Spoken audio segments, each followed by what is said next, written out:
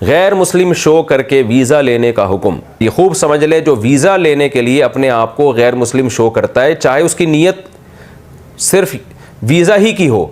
दिल में वो मोमिन भी हो, तो भी वो इस्लाम से खारिज हो जाता है